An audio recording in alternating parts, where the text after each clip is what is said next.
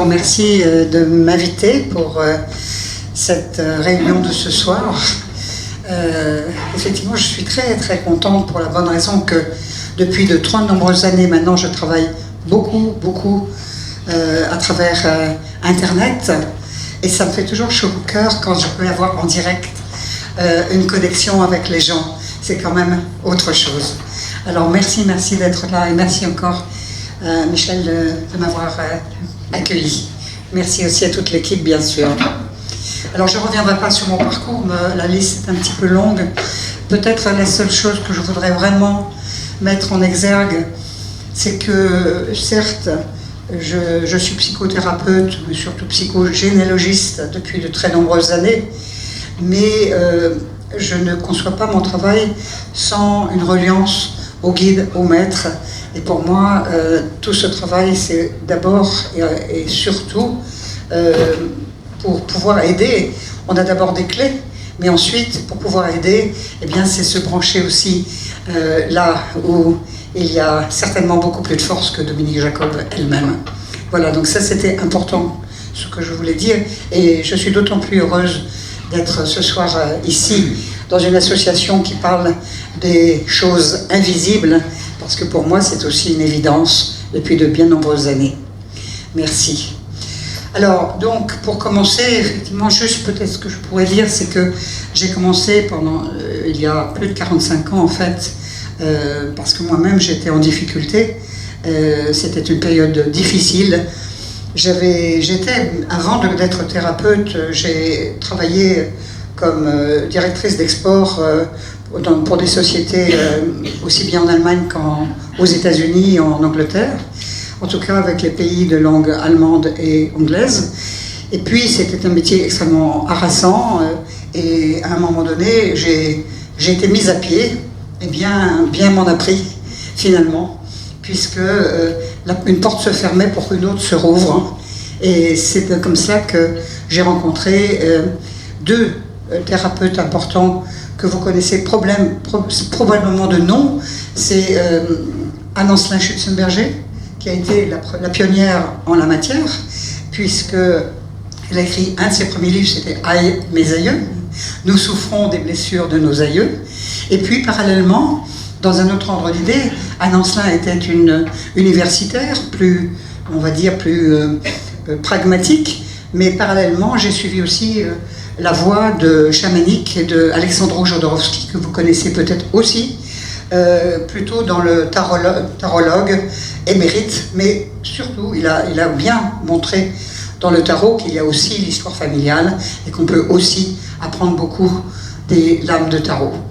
Donc voilà un peu les deux orientations, et au bout de quelques années, j'en ai fait ma substantifique moelle, et aujourd'hui j'ai un pied dans le côté plus spirituel et un côté dans le plus matériel, mais les deux se rejoignent. Tout ce qui est en haut est en bas, et tout ce qui est en bas est en haut. Alors pour venir très précisément à la psychogénéalogie, je voudrais juste vous demander, qui connaît la psychogénéalogie? D'accord, ok. Qui connaît le décodage biologique? Là, il va y en avoir beaucoup moins. Très bien. Parce qu'en fait, j'espère pouvoir vous brosser l'ensemble des approches que je pratique, que je propose, parce que les deux sont très très complémentaires. La psychogénéalogie, d'une part, qui va être évidemment la compréhension de son histoire familiale, et le décodage biologique, qui est un des aspects particuliers et essentiellement pour les maladies. C'est une autre approche de la maladie, je dirais plutôt une autre approche de la guérison. Parce que nous, en décodage biologique, on ne va pas se focaliser sur la maladie, mais sur la guérison. Alors, je voudrais rappeler quelques points. La toute première chose que je voudrais que, si vous avez une chose que vous devez garder ce soir, c'est il n'y a pas de fatalité. Il n'y a que des histoires non connues, non comprises ou non guéries. Chaque enfant, et vous êtes toujours l'enfant de quelqu'un, à quel âge que ce soit, est dépositaire d'une partie de l'histoire en fonction de son prénom, de sa date de naissance et de sa place dans la fratrie. Les problématiques de vie se font par pliage, et les petits-enfants, vous, sont reliés essentiellement à l'histoire des grands-parents, et les grands-parents sont essentiellement reliés à l'histoire de leurs grands-parents. Vous êtes la quintessence de la 5e génération. Alors me direz-vous, 5e génération, c'est loin. Déjà, on a souvent bien du mal à récolter quelques informations sur les grands-parents, surtout maintenant dans nos générations où souvent les familles sont parfois moins proches qu'elles ne furent il y a 40 ou 50 ans, parce qu'ils ont leur vie, c'est différent. Mais en fait, ce qui va être important, c'est même si on n'a pas d'informations, même si on n'a pas d'histoire, eh bien, les prénoms, les dates, les métiers, les violons-d'Ingres, les noms de rue, tout fait sens. Et avec tout cela, je vais pouvoir accompagner en expliquant ce que vous portez réellement. L'idée, c'est que plutôt que d'apprendre Vercingétorix à l'école, on ferait mieux d'apprendre à savoir qui nous sommes, d'où l'on vient. Parce que si on sait d'où l'on vient, on pourrait savoir où l'on va.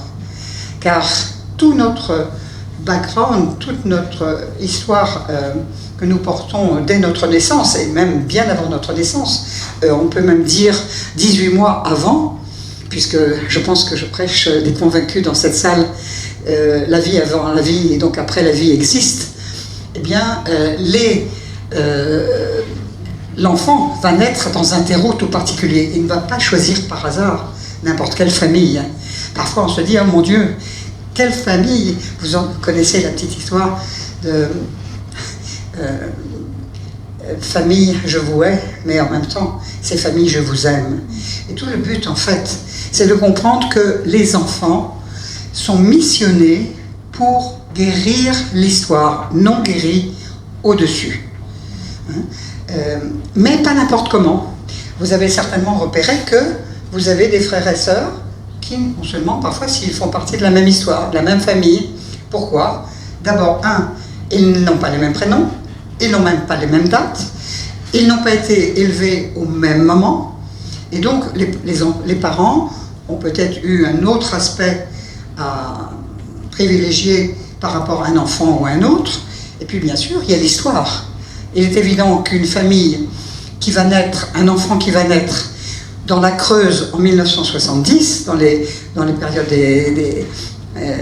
des jours glorieux, des Grandes Glorieuses, eh bien, n'a pas le même terreau qu'un jeune garçon qui est aux années 2017 en Russie, pendant la Révolution.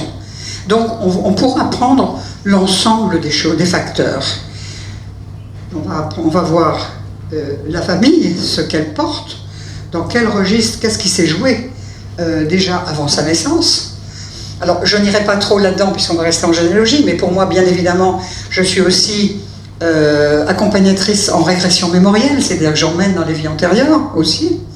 Et donc, bien évidemment, il est un fait que on ne arrive pas d'abord n'importe quand, dans n'importe quelle famille, et chaque enfant va être lié à certains parents et pas à d'autres. Et donc, en quelque sorte, il va être missionné pour reprendre à son compte les blessures non réglées. Donc c'est une histoire d'amour. Au fin fond du monde, c'est l'amour, au fin de compte. Alors, parfois c'est dur, parce que dans certains cas, l'histoire, elle n'est pas toujours simple. Je voudrais dire aussi que je vous ai fait un petit croquis. C'est une proposition d'arbre généalogique, on peut en faire beaucoup d'autres. Là, c'est une représentation de ce que l'on peut faire lorsqu'on travaille de manière mentale, psychologique. On va monter son histoire. Là, ça va représenter la génération des enfants, des descendants, des derniers descendants. Là, ce sont les parents, grands-parents, arrière-grands-parents, et j'aurais pu aller aux arrière-arrière-grands-parents, et là, ils sont 16. Hein. Donc, ça fait déjà du monde, et si on monte encore là, ils sont 32. Et vous êtes la quintessence de cette génération-là. Mais, encore une fois, on a très peu d'informations déjà ici, et c'est la petite histoire qui raconte les choses. Mais au fond, souvent on me dit, mais Dominique, c'est difficile, j'ai très peu d'informations. J'adore qu'on me dise ça au tout début d'un stage, par exemple, parce que j'ai vu combien de fois, une fois que l'on commence à ouvrir la porte, eh bien, l'univers est incroyablement généreux. Et si vous demandez à avoir des informations de manière tout à fait... c'est la loi de synchronicité que vous devez connaître, eh bien, vous allez rencontrer des personnes, vous allez lire un livre, vous allez écouter une émission qui va vous donner des informations sur ce que vous cherchez exactement. Donc ne soyez jamais affolés, parce que c'est vrai qu'au début, quand on commence à faire sa recherche, on se dit, mais je n'aurai jamais de renseignements. Eh bien si. Moi, voyez-vous, il y a quelques années, j'en parlerai quand je parlerai des maladies, j'ai développé une pathologie invalidante lourde, je ne marchais quasiment plus, j'étais vraiment en grande difficulté, et mes parents étant âgés quand ils m'ont eu, puisque mon père avait 50 ans et ma mère 40, quand j'ai développé cette pathologie, ils étaient décédés, je n'ai jamais connu mes grands-parents, mes oncles et tantes, je n'en ai pas, donc voyez-vous, d'ailleurs c'est pour ça que je suis généalogiste, parce que je vais chercher chez les autres les belles histoires que je n'ai pas moi-même. Mais encore une fois, j'en ai aussi quelques-unes. Eh bien, malgré tout, j'ai parfaitement pu faire mon travail et faire une guérison importante, même n'ayant pas la possibilité d'avoir des informations particulières. J'avais peu de choses, et je vous raconterai tout à l'heure l'histoire. Alors, vous voyez, je vous ai mis des prénoms. Je les ai pris au hasard. On peut faire une conférence sur 4 heures, rien que sur les prénoms. Donc je vais vous donner quelques petites pistes. D'abord, la première chose que je voudrais vous dire, c'est que chaque être humain fonctionne suivant 5 modes. Affectif, travail, sexualité, santé et relationnel. Il n'y en a pas d'autres. Donc en général, quand on a envie de faire un travail sur soi, c'est qu'il y a au moins un des piliers qui n'est pas optimum, parfois 2, parfois 3, parfois 5. Donc, je vais vous montrer déjà que par les prénoms, quand on monte un arbre, quand quelqu'un a fait un stage avec moi, on va se rendre compte que avec les prénoms, ça me raconte déjà une partie de l'histoire. Donc ça va beaucoup plus vite qu'une thérapie traditionnelle. Avant que la personne se dise et qu'elle fasse les liens, eh bien tout de suite déjà, rien qu'avec les prénoms, on a déjà beaucoup d'informations. J'ai mis à côté d'ailleurs, si ça vous intéressait, le nom d'un livre qui est extrêmement bien fait. Ça s'appelle le Dictionnaire des prénoms de Gérard Attias. C'est un des meilleurs parce qu'il allie à la fois la psychogénéalogie et le décodage. Pour l'instant, je fais encore la pub pour Gérard. Je suis en train de faire mon livre, c'est-à-dire ça fait 25 ans que je suis en train, mais je devrais normalement le sortir l'année prochaine. Alors, voilà. Ce qui va donc être important, c'est qu'on monte son arbre. On monte son arbre avec sa fratrie. La première chose qu'il va falloir vérifier, c'est si on est bien numéro 1, numéro 2 ou numéro 3. Ici, par exemple, on peut supposer que Nathalie est 1, Vincent est 2, Isabelle est 3. Eh bien, on a la possibilité de vérifier que peut-être, ici, maman a fait une fausse couche. Eh bien, du coup, Vincent n'est pas numéro 2, mais il devient numéro 3. Je vais un peu me perdre entre les... Est-ce que c'est possible? Est-ce que tout le monde m'entend? Oui. Bon, merci, ça m'arrange. Ça vous ennuie pas? C'est pas gênant pour le... Ok. Est-ce que entre le micro et les papiers, je ne vais pas pouvoir. Ok. Donc, ici, en fait, Vincent va devenir numéro 3 et Isabelle va être numéro 4. Alors, me dites-vous, mais à quoi ça correspond ces numéros? En fait, voilà. La première des lectures, à part les prénoms, c'est ce qu'on appelle le carré parfait. Alors, c'est extrêmement pratique parce qu'on va tout de suite savoir à qui on est affilié et de qui on porte les valises. D'ailleurs, si on a plusieurs prénoms, on a beaucoup de valises à porter, puisque le prénom nous dit, voilà, tu dois régler certaines choses de telle et telle personne qui a ou le prénom, ou la date, ou la place. Comment ça se calcule? Si, prenons Nathalie, qui est numéro 1, elle va être reliée à tous les numéros 1, tous les numéros 4 tous les numéros 7 et plus. Alors après, parce que dans certaines familles, dans le temps, moi dans ma famille, ils étaient 18. C'est pour ça d'ailleurs que je suis sur fille unique aujourd'hui.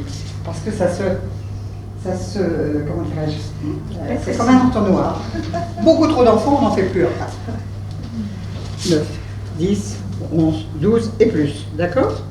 Alors, comment ça marche? Je vais vous le montrer ici. Nathalie, prenons l'exemple que c'est Marguerite, non, Renée va être numéro 2, par exemple.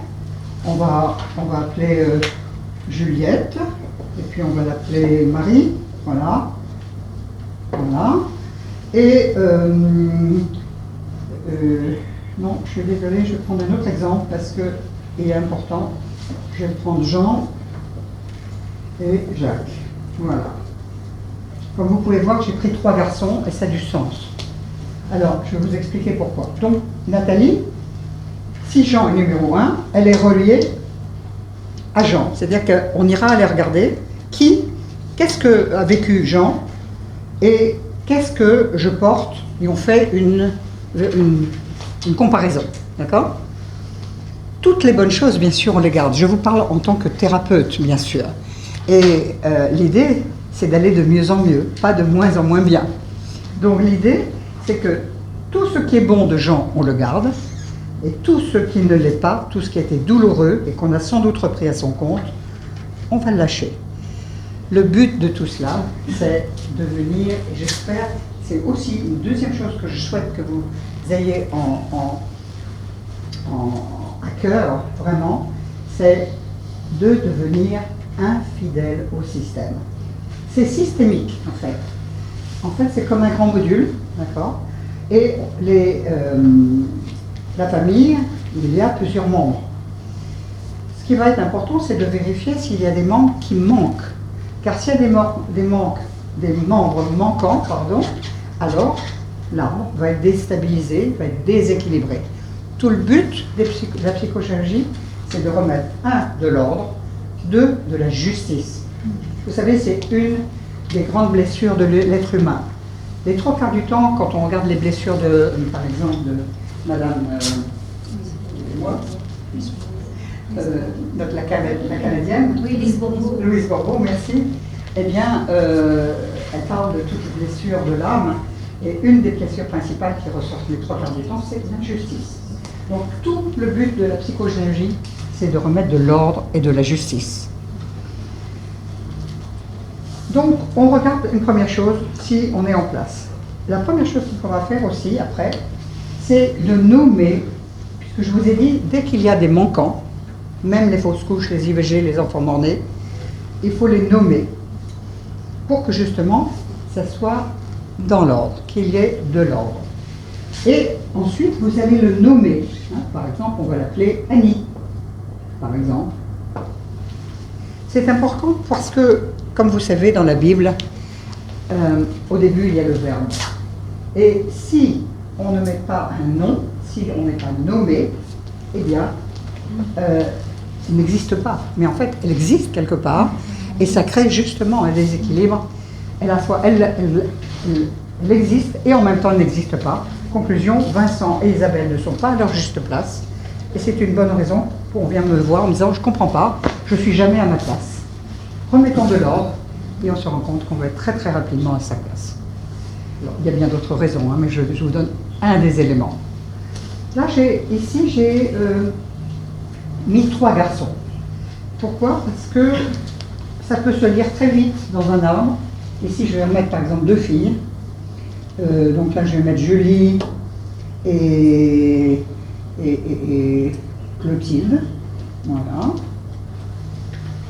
Quand j'ai cette configuration-là, quand il n'y a que des filles, c'est qu'il y a eu un mort à la guerre.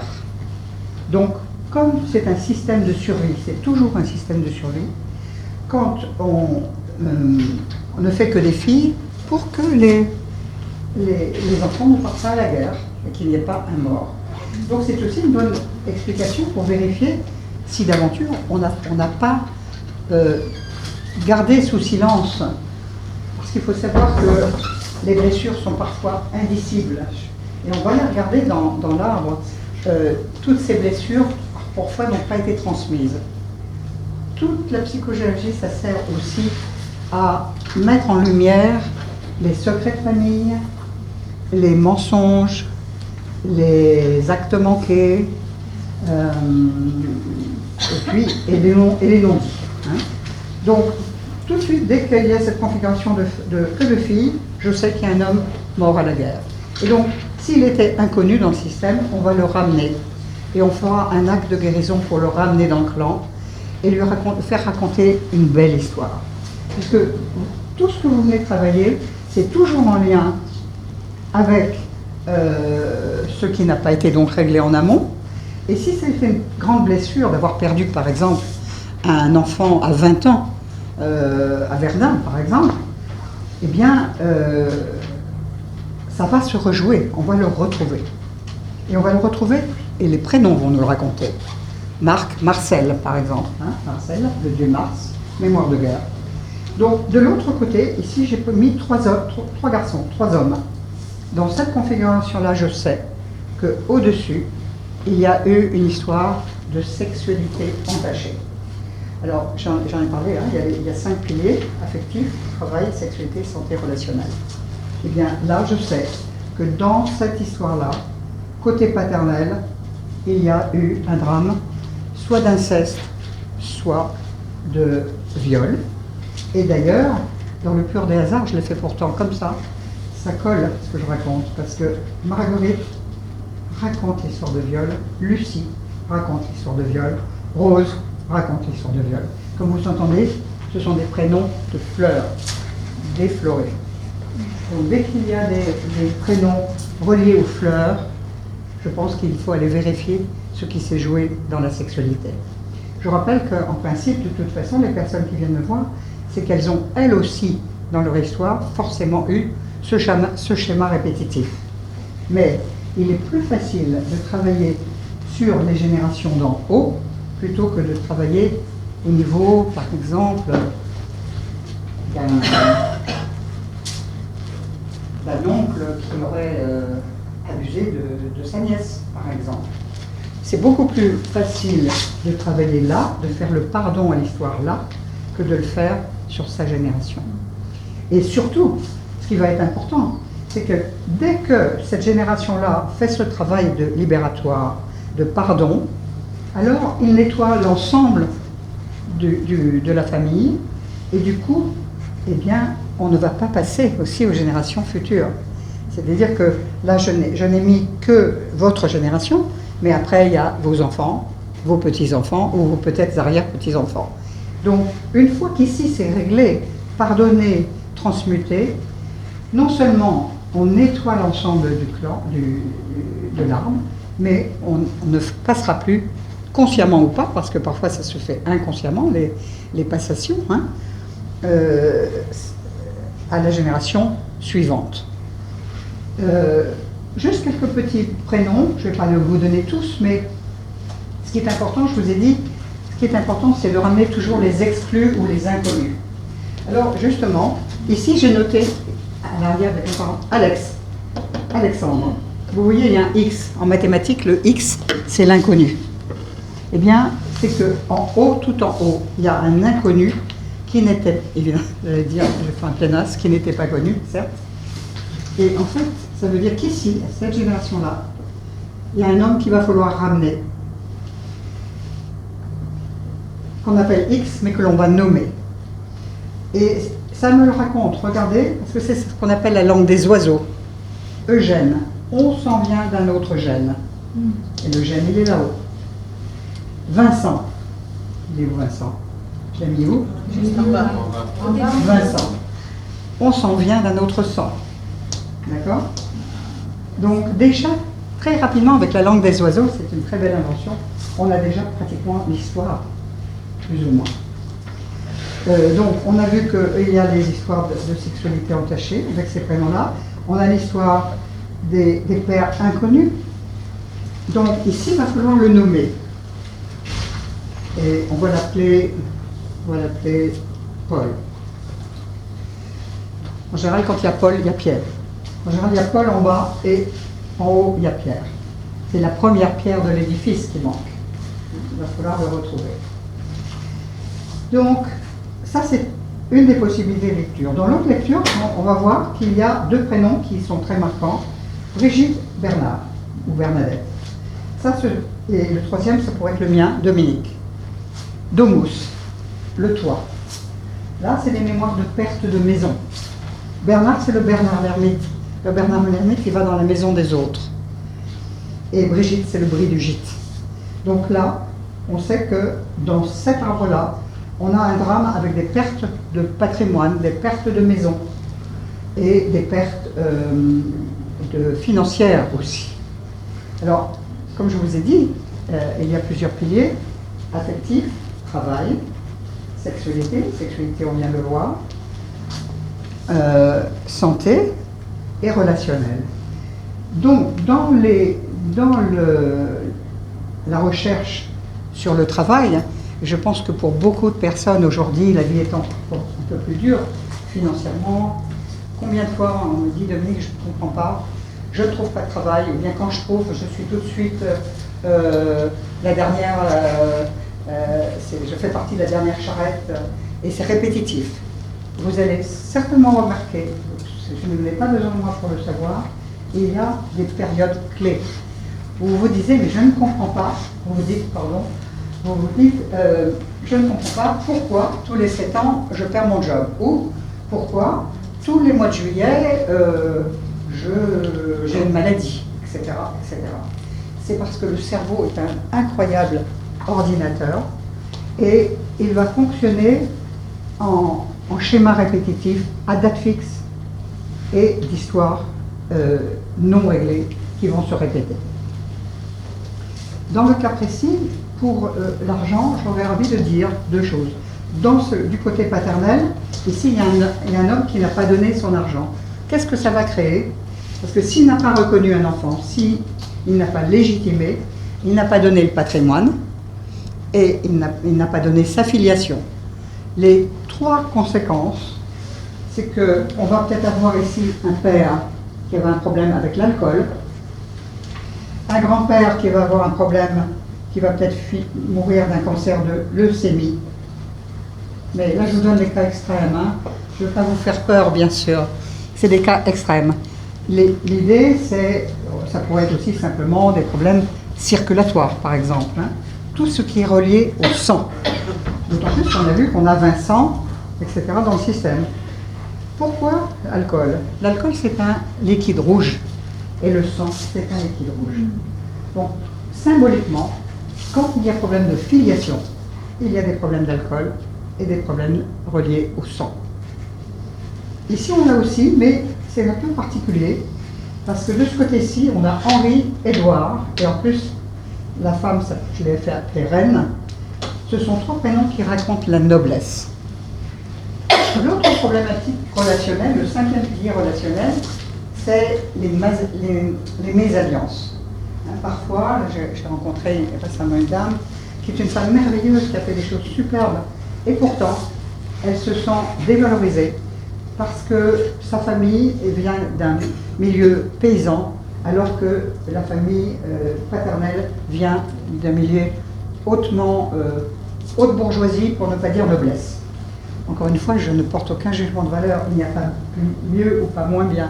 C'est autre chose avec des critères différents. Eh bien, ici, quand on a Henri-Édouard Reine, c'est qu'en haut, si on ne s'appelle pas bien sûr de quelque chose, mais qu'on est cultivateur par exemple, et qu'on a bien eu du mal à gagner sa vie, eh bien c'est que là-haut, il y avait un homme qui n'a pas donné non plus son patrimoine, qui n'a pas donné son nom et sa filiation. Du coup, moi je vais l'appeler Louis. Louis, pourquoi Louis XIV, Louis XV, Louis XVI, c'est le nom général pour la noblesse. Eh bien, ça fait 40 ans que je travaille. J'ose à chaque fois le dire, pourquoi ça fait frémir les personnes en disant: enfin, jamais de vie, dans notre famille, on n'est pas ça. Je dis: maintenant, regarde bien. Si tu habites Château-Gontier, Charleroi, à côté d'un château d'eau, rue du Château, eh bien, systématiquement, on me dit oui. Ça veut dire que c'est une mémoire, tout simplement. Vous n'habitez pas n'importe où. Votre numéro de téléphone, c'est pas n'importe lequel. Tout fait sens. Donc, je vérifie toujours ce que je raconte parce que c'est quand même assez énorme parfois. Je vérifie. Ne me croyez jamais. Vérifiez. Ça, c'est Bouddha qui disait. Je ne suis pas Bouddha, alors ne me croyez pas. Vérifiez. Vérifiez. Donc, voilà d'abord comment on va pouvoir faire avec les prénoms. D'accord? Les dates, je vais vous montrer comment ça se passe. Est-ce que tout le monde a compris pour les places? Alors, je crois que vous êtes... Oui? Pardon, juste par rapport aux places, si on a des demi-frères, demi-sœurs... Merci de dire, oui, merci.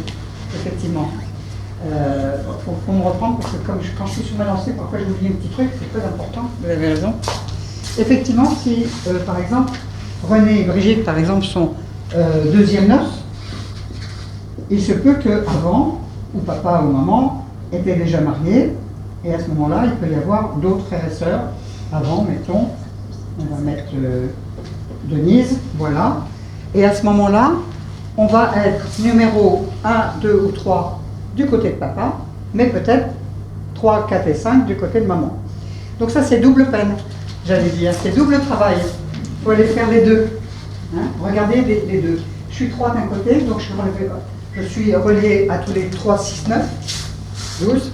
Et de l'autre côté, si je suis 2, 2, 5, 8. C'est pas les mêmes. Merci de m'avoir demandé. Est-ce que c'est bon pour tout le monde? Oui. C'est la matrice en fait qui compte.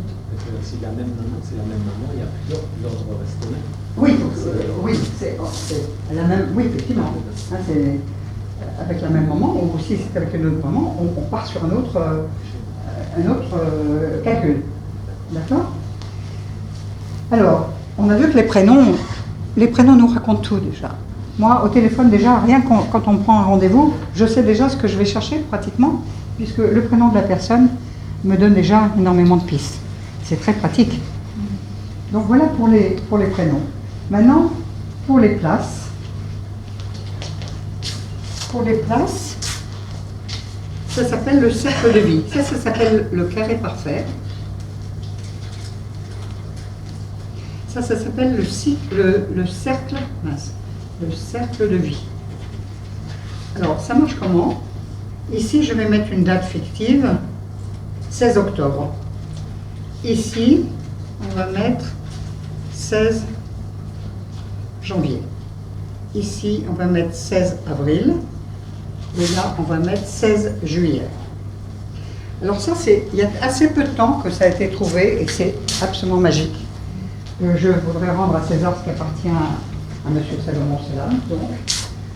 Eh bien, le cercle de vie, ça va vous permettre tout de suite de comprendre à qui vous êtes affilié aussi par la place, par la date. Ça, c'est la date de naissance, 13 octobre. Vous êtes d'accord que 9 mois avant, ça fait 16 janvier. D'accord? Ça, c'est date de conception. Ici, ça va s'appeler le point de vie. Et ici, ça s'appelle le point de gisant. Alors, je vous explique ce que c'est. Le calcul se fait ceci, 16 octobre, 16 janvier, 9 mois. Et ensuite, c'est de 3 mois en 3 mois, ou de 9 mois en 9 mois, suivant où on prend. Donc, 16 janvier, 16 avril, 3 mois, 16 juillet, 3 mois. Et 7 à 10, 3 mois. D'accord? Et ensuite, avec ces dates-là, vous allez vérifier, prenons l'exemple, que Henri soit décédé un 9 juillet 14, en pleine guerre. Moi, Dominique, je suis né un 16 octobre, mon point de gisant est 16 juillet. 9 juillet, 16 juillet, c'est très proche. Le calcul à faire, c'est 7 jours avant, 7 jours après. C'est ça le créneau. Donc, moi, je suis la gisante d'Henri. Le mort, c'est pas celui qui est gisant, on pourrait supposer. Non. Le gisant, c'est celui qui raconte et qui a pris à son compte l'histoire dramatique d'un homme qui est mort trop tôt. Moi, cet homme-là, le mien, il s'appelle René, il est mort à 50 ans en tant que militaire. Trop tôt. Ça s'appelle le point de gisant, c'est ce qu'on appelle les morts inacceptables et inacceptés dans le clan. les choses qui n'ont jamais pu être totalement réglées, qui font toujours mal, dont on parle tout le temps. Hein. Vous la connaissez, la petite phrase de vos ascendants.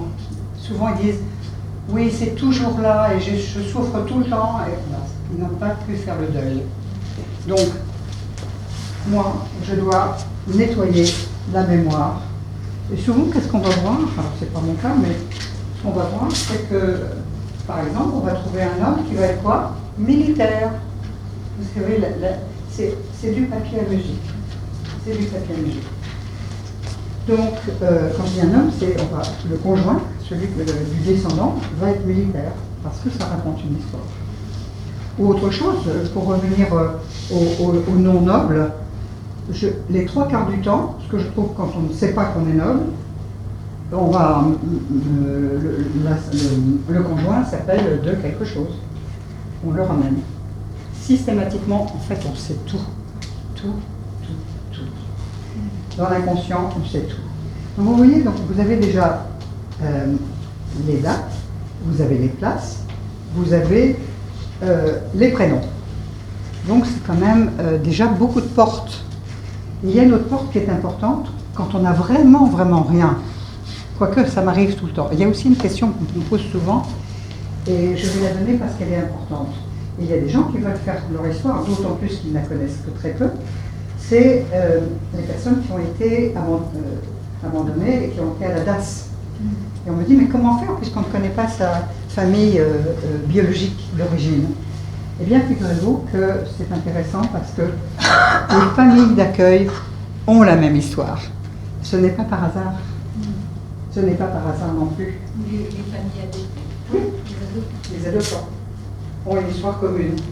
C'est vérifiable une fois qu'on connaît l'histoire biologique, bien sûr. Sinon, on ne peut pas le vérifier. Mais moi, je l'ai vécu très souvent. Donc, voyez-vous, il y a déjà pas mal d'aspects qui nous permettent d'entrer. Une autre entrée, donc, ça va être les maladies maintenant. Et du coup, je vais vous parler un petit peu du décodage biologique. Mais avant, vous avez compris que la psychologie, la psychogénéalogie, c'est l'alliance et de la psychologie et de la généalogie, les deux.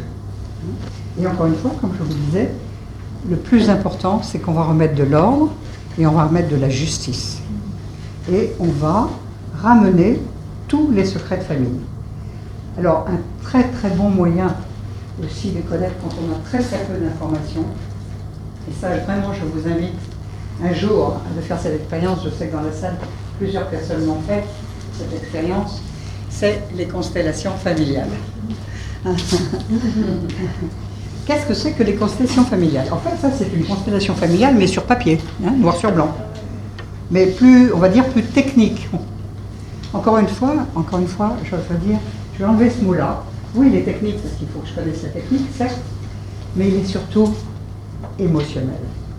On ne guérit pas avec la tête, on guérit dans le cœur. Il n'y a que l'amour qui guérit. Et donc, ce que je vais faire, et on va le voir principalement pour le décodage biologique, c'est absolument indispensable, c'est emmener la personne dans son émotion. Parce que c'est dans une émotion que les aïeux ont vécu des choses douloureuses, et c'est dans une émotion que le descendant va pouvoir s'en libérer. Parce que juste si on fait souvent on fait non, ça va tout faire, parce que là tu es dans ta tête. Mais par contre, quand je vois une émotion qui monte, je suis une grande vilaine, parce que je fais pleurer tout le monde. Parce que ce n'est que dans l'émotion qu'on guérit. Donc, c'est une fois qu'on est touché émotionnellement par l'histoire que l'on ramène. Hein, et de comprendre que ça n'a aucun sens de continuer par amour à vivre des blessures qui ne nous appartiennent pas, en fait. Elles appartiennent à nos ascendants. Et quoi d'autre que de plus beau que de faire autrement, que de faire différemment? C'est comme ça que je dis toujours, soyons infidèles au système, soyons infidèles, parce que du coup, on va magnifier leur histoire. Pourquoi ça aurait du sens de continuer les blessures qui existent depuis 100 ans? Ça n'a pas de sens. Nous sommes venus sur Terre pour le meilleur et pas pour le pire. Alors, soyons suffisamment bon pour nous, mais aussi bon pour nos ascendants, pour transmuter tout cela, pour accepter le meilleur et laisser le pire. Et bien sûr, encore une fois, comme je crois aux vies avant la vie et après la vie, sachez que même si nos ascendants sont décédés, vous faites un merveilleux travail, parce que ultérieurement, moi qui crois aux retrouvailles dans une vie future, eh bien vous aurez déjà nettoyé énormément de choses. Donc les relations seront déjà totalement différentes et ne porteront plus les blessures de leur histoire ancienne. Donc vous faites un travail magistral en faisant ça. Vous nettoyez pour vous, mais vous nettoyez en amour comme en aval. Alors, les prénoms, les dates, les places. Je vais reprendre donc les 5 éléments. L'affectif. Je peux... Ah ben j'ai une montre. Je n'avais pas vu qu'il y avait... Voilà.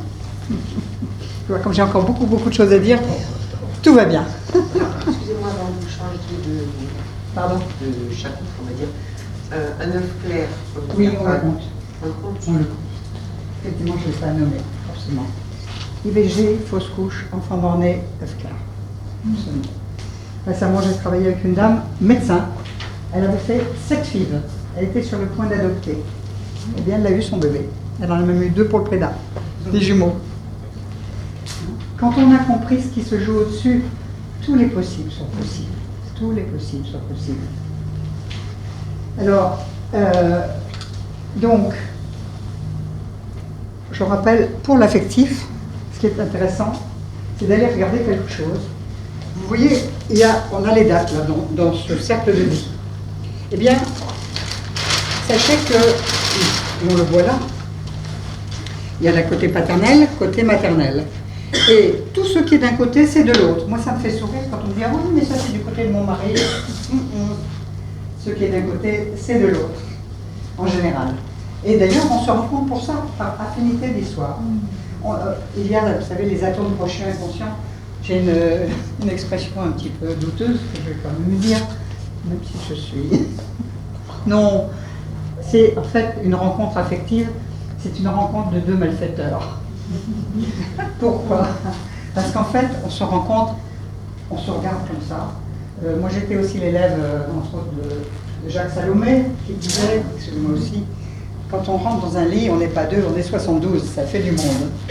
Parce qu'il y a toute notre histoire derrière, toute notre histoire derrière. Et c'est pour ça qu'au bout d'un certain temps, au début, on est dans la comment dirais-je, la fusion, et après on est dans la confusion. L'idée, c'est après d'adapter, de comprendre ce qui se joue, parce que ce qui se joue, c'est toute l'histoire derrière. Donc, tout le but aussi, c'est d'être libre. S'il y a 2 mots-clés dont vous voulez vous souvenir, c'est liberté et être infidèle. Voilà. Par amour. Par amour.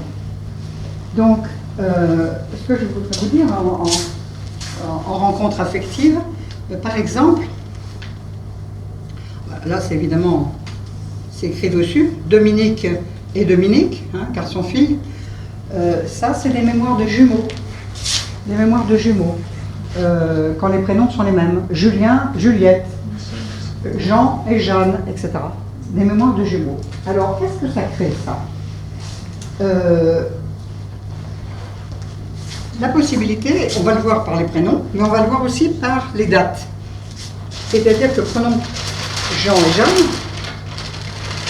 Il faut que Jean soit né le 16 octobre. Prenons le 16 octobre. La Jeanne, elle peut être le 16 janvier. C'est-à-dire qu'on voit que la date de naissance de l'un, c'est la date de conception de l'autre. Jumeaux. Alors qu'est-ce que ça crée, ça? Ça crée qu'on ne se quitte jamais. Parce que justement, on est jumeaux. Mais au niveau du couple, ça fonctionne moyennement bien. On s'entend bien. Par contre, on ne s'entend pas sexuellement. L'idée dans tout ce travail, c'est aussi qu'on s'entende physiquement, par le cœur et par l'âme. Ça, c'est le plus beau cadeau qu'on puisse s'offrir. C'est agapé, hein, l'amour agapé. Il y a plusieurs strates d'amour. Dans celui-ci, il y a un amour de cœur et d'âme, mais au niveau de la sexualité, ça ne fonctionne pas. Sauf, je vous ai dit, il n'y a pas de fatalité, quand on prend conscience, quand je fais prendre conscience, qu'on est frères et sœurs. Mais en fait, on ne l'est pas. Donc, on peut libérer cette mémoire. Mais faut-il encore le savoir? Donc, voilà pour l'affectif. On va aussi se rendre compte que dans l'affectif, on va se rendre compte par rapport aussi à toute l'histoire familiale. Par exemple, chez les cultivateurs, les paysans, souvent on va se marier, pourquoi? Pour garder les terres. C'est une histoire d'argent, hein, de patrimoine. C'est pas toujours une histoire d'amour. Il y a aussi toute l'histoire de nos arrière-grands-parents qui étaient mariés d'office parce qu'ils n'avaient pas le choix. Mais l'idée, c'est qu'on puisse transformer tout ça. Donc l'idée, c'est à la fois de vivre. Ce que j'aimerais dire à cet instant, c'est que oui, il n'y a pas de fatalité. Et l'idée, c'est que vous êtes co-créateur de votre monde.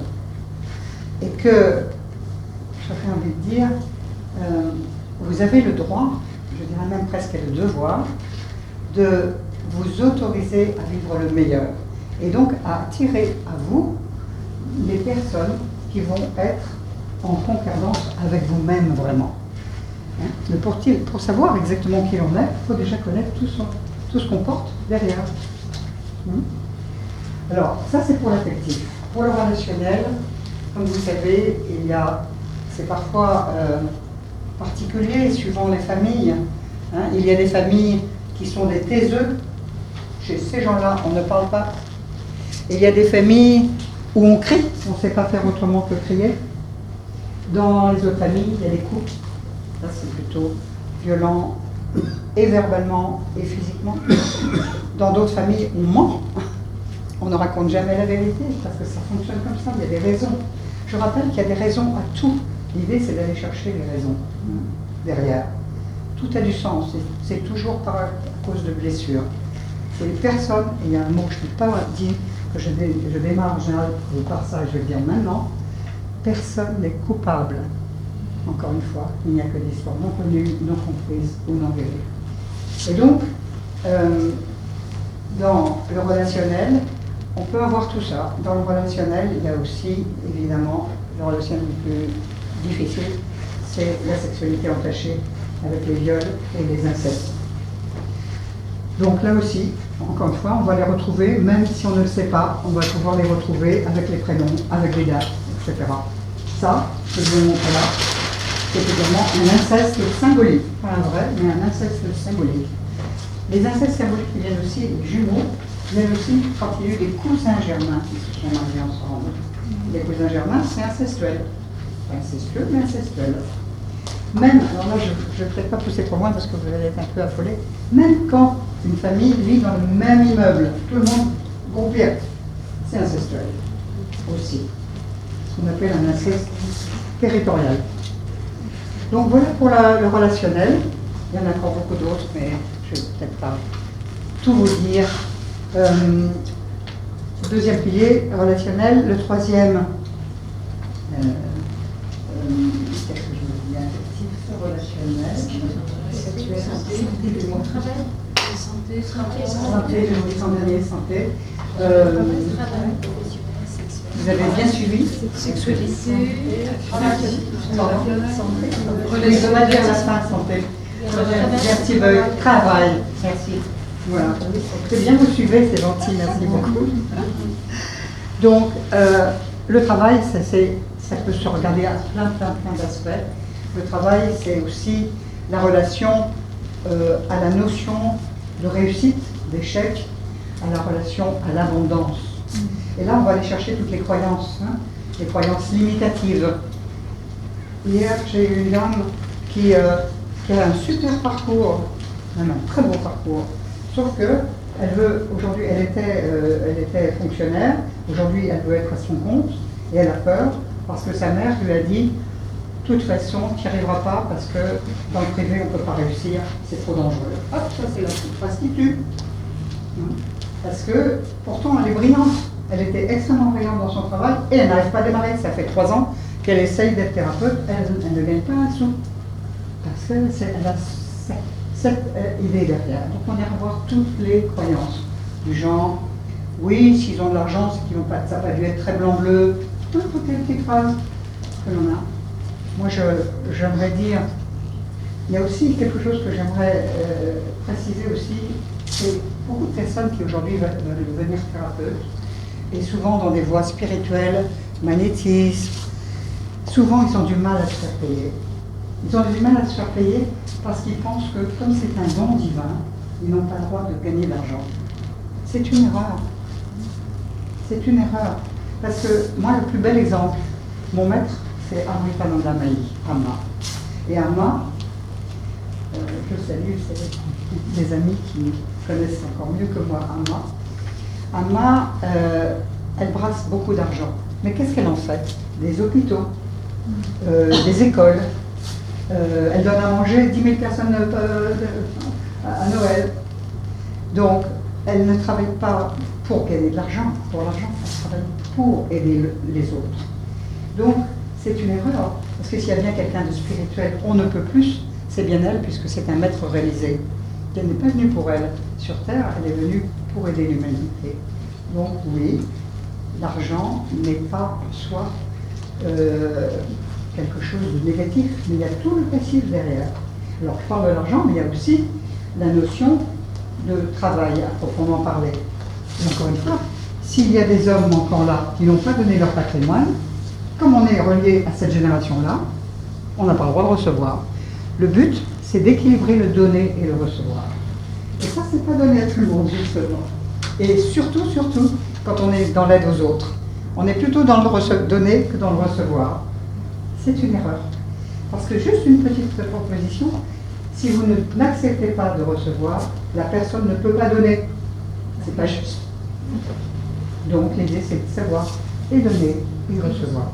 Et recevoir, il y a un mot-clé, équitablement. Et dans toutes les familles, il n'y a pas d'équité. Vous savez très bien, connaissez bien, à la mort d'un aïeul, qu'est-ce qui se passe? L'argent part chez une tante. Et personne ne reçoit dans sa lignée. Ou un frère va spolier la sœur. On le voit malheureusement, perpétuellement dans le moment des héritages.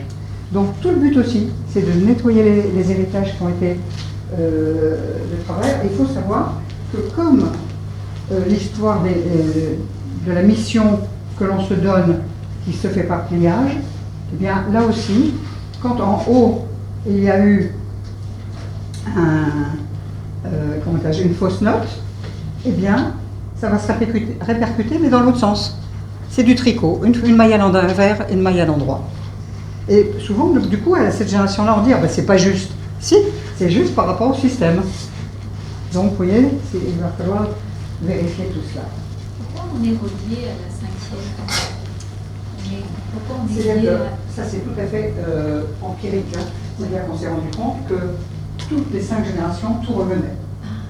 C'est ça l'idée. Donc, ce qu'il va falloir aller chercher pour les problématiques et d'argent ou de travail, les métiers non plus ne sont pas fortuits. Hein. Aucun métier n'est fortuit. Et on peut se poser la question, comment moi j'ai choisi mon métier? Il y a des métiers qu'on commence dans la première partie de vie, ce sont des métiers parfois alimentaires. Ou, en fait, parce que papa a dit qu'il fallait que je sois pharmacienne. Ou, hein, le petit, il a 3 jours, on lui dit, ah, tu seras médecin, mon fils. Alors qu'il veut devenir violoniste. Et donc, on est assujetti au système. Soyez heureux ou heureuse à un moment donné, quand les portes se ferment dans un travail, c'est que vous êtes dans votre plan de mission. C'est un peu dur à dire, mais c'est ça. À un moment donné, la porte va se fermer et vous allez sentir que vous n'êtes plus à votre place. Ce n'est plus juste pour vous. Et en fait, le plan de mission, c'est quoi? C'est le waouh. C'est on ne voit pas le temps passer, on aime ce qu'on fait, ça nous donne de la pêche. Voilà. Là, on est dans son plan de mission. Mais si on va le matin en disant, oh mon Dieu, encore une journée, on n'est pas dans son plan de mission. J'ose espérer que vous irez dans votre mission le plus vite possible. Et la chance que nous vivons actuellement dans une ère, dans une période où la vie va très vite, où les énergies sont beaucoup plus fortes et que les guides sont là pour nous aider à transmuter tout ça. Il y a de plus en plus de gens qui sont reliés à leur âme, de plus en plus, et qui vont dans leur plan de mission. Je ne dis pas que tout métier est magnifique, mais il est juste magnifique quand on se sent bien. Quand on a envie de changer, c'est qu'il y a autre chose à faire. Et du coup, c'est de se poser la question, qu'est-ce qui va me rendre heureux ou heureuse? Qu'est-ce qui va être pour moi vraiment, va me tenir à cœur? Pour ça, retournez à vos 20 ans, 18 ans, allez voir votre rêve. Tellement souvent, on vous l'a. Quoi? Devenir magnétiseur? Mais c'est pas un métier, ça! Hein? J'ai entendu, moi, par exemple. Même si c'était un peu plus durement dit. Et j'ai tenu bon. J'étais magnétiseur et je suis dans l'aide aux autres. Et heureusement, parce que ça fait 50 ans que je le fais et avec joie. Donc, écoutez juste votre cœur. À un moment donné, la porte se ferme, c'est quelque chose d'autre qui va s'ouvrir. Et si vous le demandez, la vie est incroyablement généreuse et va vous donner les opportunités. À propos d'abondance, les arbres ne font pas les arbres de la nature. Là, en ce moment, on est en automne. Ils sont en train de perdre leurs feuilles. Ils ne se disent pas « Ah mon Dieu, en mars, est-ce que je vais encore avoir des feuilles ?» Non. Ils refont des feuilles au mois de mars. Mais nous, les êtres humains, avec notre background, avec notre histoire, avec nos non-dits, avec ce que l'on a pu vivre dans son enfance, hein, si on a vécu dans une certaine pauvreté, on va avoir beaucoup de mal à aller vers l'abondance. Parce que ça s'appelle être dans une névrose de classe. Pourquoi moi, j'irai mieux ou je ferai mieux que mes parents? Ça, c'est par amour. J'ai rencontré un jeune garçon qui était brillant et à chaque examen, il rendait feuille blanche parce qu'il était paralysé au cas où il réussirait. À partir du moment où on a levé cela, il a réussi parfaitement et il est parti. J'avais vu aussi, je travaillais aussi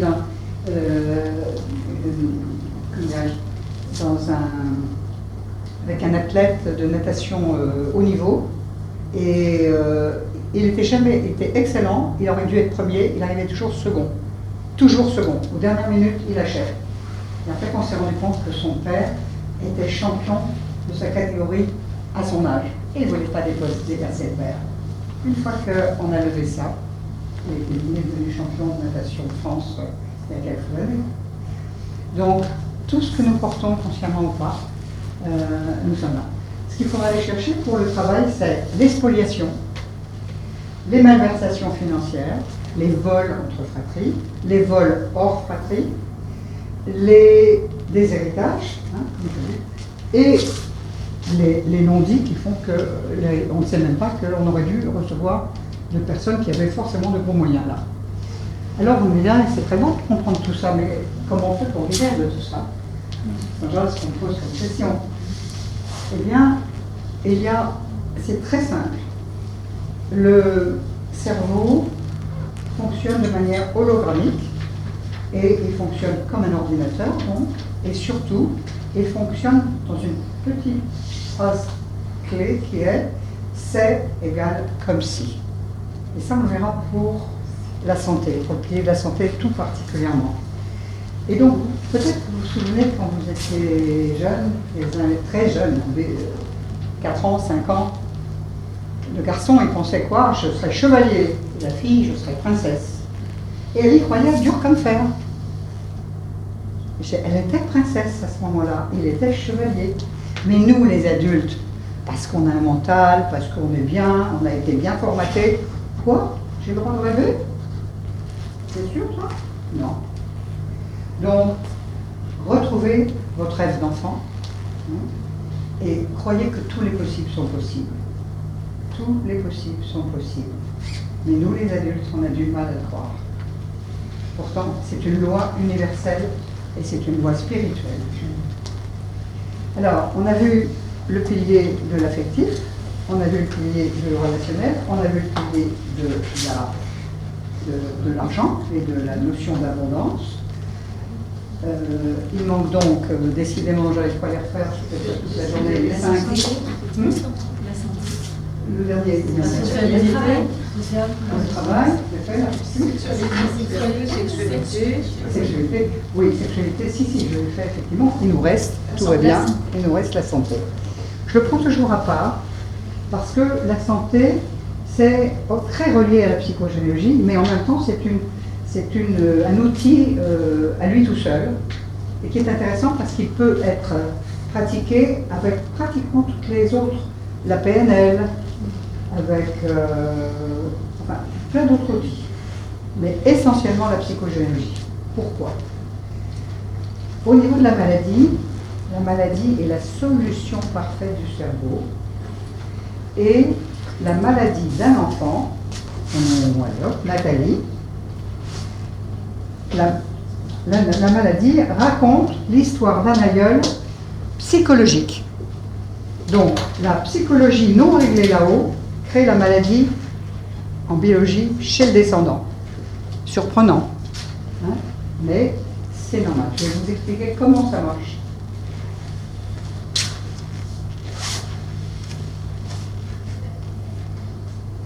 Alors, ça s'appelle la ligne du temps, ou la ligne de vie, comme vous voulez. Donc, on va commencer, l'âme s'incarne, date de naissance, mais il y a d'abord date de conception, et là, vous avez ce qu'on appelle ici le progescence. Pendant les 9 mois, l'enfant est bombardé d'informations. Hein. Déjà, on le voit déjà titulaire d'une chaire à New York, on lui a même pas né, il a déjà mis sur le plateau des tas de choses. Hein. Donc, tu ressembles à tata, tu ressembles à l'oncle machin, voilà. Et moi, qui je suis là dans tout ça. Hein, on m'a déjà donné beaucoup d'informations. L'idée, c'est aussi d'aller chercher 18 mois avant la naissance. Et donc, ce qu'on va aller chercher 18 mois avant la naissance, c'est qu'est-ce qui se jouait dans la famille, dans les 5 piliers, affectif, travail, sexualité, santé, relationnelle. Parce que quand l'enfant va naître, il a déjà toutes ces informations-là. Pourquoi un enfant arrive, moi j'ai eu un garçon, c'était terrible, 30 ans, eczéma de la tête aux pieds, mais eczéma purulent, il travaillait 2 heures par jour, il fallait qu'il se mette dans des bains, l'horreur. Une séance on a fait, une seule. En fait, lui il est arrivé, je prends cet exemple-là, il est arrivé déjà avec eczéma. Donc déjà c'est pas son histoire personnelle, c'est forcément une histoire transgénérationnelle. Eh bien en fait, ce qu'il y a eu, donc je vais noter eczéma. Peut-être je vais un peu vite parce qu'il faut que je redonne quelques éléments. Je vais toujours un peu trop vite. Surtout à la fin, je vais aller trop vite. Donc, le décodage biologique, c'est la compréhension des maladies à travers l'histoire familiale. Et la maladie d'un enfant, donc, est un transposé d'une histoire psychologique d'un aïeul non réglé. C'est une phrase un peu compliquée. C'est bon pour tout le monde, hein? Ce qui est pareil là, la blessure, elle va se rejouer symboliquement dans une pathologie. Et donc, on n'attrape pas la grippe, on n'attrape pas le cancer, on n'attrape rien. On se crée, c'est le roi secret, SOCRET, mais on peut l'écrire comme on veut. On se crée une pathologie pour libérer la mémoire aussi. Ça, c'est un peu dur à avaler aussi, hein. C'est un peu dur à avaler, mais c'est une réalité. Moi, je vais vous raconter ma propre histoire, bien sûr, parce qu'elle est quand même assez symptomatique, et comme ça, vous comprendrez. Donc, le cerveau, il a 4 moyens pour raconter un drame qui a été vécu et non réglé. Il va faire de la masse, il va faire du creux, il va faire du blocage, il va faire du déblocage. La masse, c'est cancer et tumeur. Le creux, c'est les ulcères. Le blocage, c'est toutes les maladies rhumatoïdes, fibromyalgie, sclérose en plaques et toutes les maladies invalidantes. Et le déblocage, c'est l'inverse, c'est-à-dire Parkinson et tremblement essentiel. Il n'a que 4 modes pour raconter l'histoire. Donc, évidemment, pour chaque maladie, j'irai chercher ce que peut raconter Et comme c'est la solution parfaite du cerveau, ça c'est dur aussi à comprendre. Quand une personne vient me voir et qu'elle a un cancer, je lui dis c'est la solution parfaite du cerveau, au début elle grince un peu des dents. Eh bien si, elle raconte une histoire du dessus. Ça veut dire que l'intérêt de cela c'est quoi? C'est qu'on se rend compte que la maladie que l'on a mis en place ne nous appartient pas, qu'elle appartient à quelqu'un du dessus. Donc c'est plus facile de le lâcher de ce fait. Et c'est plus facile à ce moment-là d'accepter. Hein, souvent j'entends ma maladie. Non, non, c'est pas la mienne, c'est celle du clan. Donc ça c'est intéressant de le voir sous cet angle. Alors, je vais vous raconter l'histoire du blocage, parce que c'est mon histoire personnelle. C'est toujours le cas que si nous on a une maladie, c'est forcément ça vient. Alors, est-ce que ça Pas peut que. pas venir? Alors, ça peut être aussi sa propre histoire parce qu'on a répété. Ah voilà. Je commence d'abord par le personnel, je vérifie si c'est le personnel, et après je passe sur le transgénérationnel. Puis éventuellement, on peut passer aussi au vie antérieure. C'est ce que j'allais dire. Ça devient complexe. Pardon? C'est ce que j'allais dire, mais c'est l'inconscient collectif. L'inconscient collectif, il y a beaucoup de choses à voir. Mais bon, déjà, si on sait un peu d'où on vient à 5 générations, c'est pas mal. Mais il y a beaucoup d'autres choses, bien sûr. Bien sûr. Il y a aussi les archétypes, il y a aussi la notion de... moi, par exemple, je m'appelle Jacob, je suis catholique de religion, d'origine juive. J'ai eu beaucoup de mal à me mettre... à être sur Internet, à me faire voir. Pourquoi? Parce que les juifs, il vaut mieux se cacher. Et je me suis cachée des années. J'ai travaillé en sous-marin pendant des années, jusqu'au jour où j'ai compris que je faisais ça en fonction de l'histoire. Hein, on était tous cachés. Et à ce moment-là, je n'ai plus peur de me montrer. Donc. Alors, pour revenir aux maladies, avant de raconter mon histoire sur le blocage, je vais vous parler de plutôt que de vous donner des choses un peu théoriques, tout ce que je vous raconte, je vais vous donner 3-4 petites histoires. Eczéma. Moi, je l'écris pas comme ça, eczéma. Je l'écris ex-Emma. L'ex-aimé. L'eczéma. Alors, c'est l'histoire d'une très bonne amie à moi, et en plus, je la connais très bien. On a travaillé ensemble, je vous ai dit, j'étais à l'exportation il y a 40 ans avant d'être thérapeute. On ne s'est pas vu pendant 30 ans. Mais ce que je savais d'elle, c'est qu'elle avait eu un eczéma terrible et qu'elle avait, en une nuit, ses cheveux étaient devenus tout blancs parce que son mari l'avait fait passer pour folle et lui avait arraché des mains son fils qu'elle n'a pas revu pendant 30 ans. Horreur. Et quand je la revois, on est à Mandelieu, sur la plage, on déjeune, ce qui est rare chez moi, mais c'était le cas. Ce que je dis là, c'est que je suis addict au boulot. Et je lui demande, mais comment va l'eczéma? Elle me dit, oh c'est pareil, les crèmes, etc. Et là je dis, écoute, il se trouve que ce que je ne vous ai pas dit, c'est que celui qui m'a enseigné, c'est un Allemand, justement. Elle est allemande. Et il s'appelle Gerd Hammer. Et cet homme a eu un drame dans sa vie, c'est qu'il a développé un cancer des testicules à la vue de l'assassinat de son fils devant ses yeux. Quelque chose d'horrible. Et comme il était médecin hospitalier, il s'est dit, moi je pense qu'il y a une cause à effet entre la maladie que j'ai développée et le drame psychologique. Et effectivement, il s'est rendu compte qu'à chaque fois qu'il faisait raconter l'histoire, il y avait toujours le même mot-clé du conflit qui revenait. Et il en a fait une grille de lecture. Donc moi, en général, les gens, quand ils viennent me voir pour une pathologie, ils parlent dans leur pathologie. Moi, je disais toujours, ah oui, ça marche. Je marchais, j'ai tenté doucement. Ça marche. Quelqu'un qui a un surpoids, il dira tout le temps, c'est lourd à porter, etc. etc. Et on parle toujours dans sa pathologie. Et donc je dis à Karine, comment ça va? Elle me dit, tu sais, c'est formidable, mon mari, mon ex-mari m'a demandé pardon et je revois mon fils et c'est un vrai bonheur. Et là, je m'engouffre dans la brèche. Je dis, et comment va ton eczéma? Elle me montre rouge cramoisi. Hein. Et je dis, ah oui? À quoi il te sert ton eczéma aujourd'hui puisque l'ex-aimé a demandé pardon et que tu revois ton fils? Elle a été tellement tourneboulée par ce que je lui ai dit qu'à la fin du repas, ses mains étaient blanches. Elle n'a plus jamais eu d'eczéma. Alors, c'est ça qui est intéressant.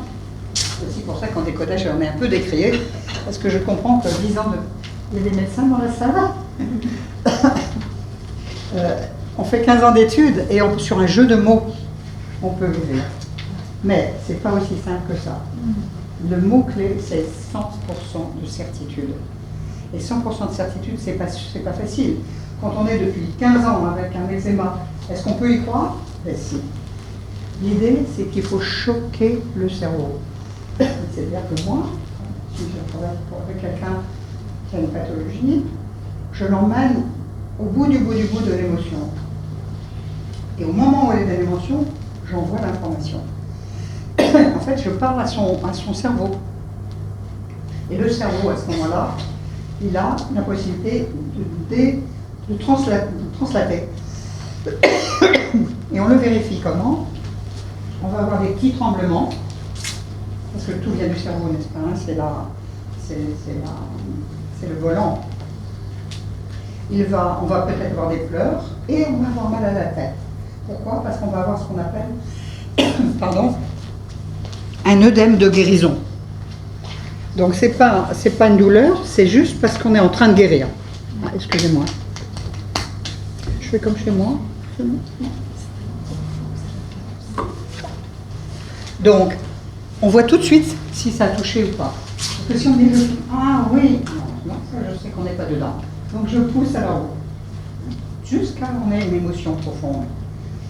Eh bien, voilà pour l'eczéma. Moi je vais vous raconter le diabète.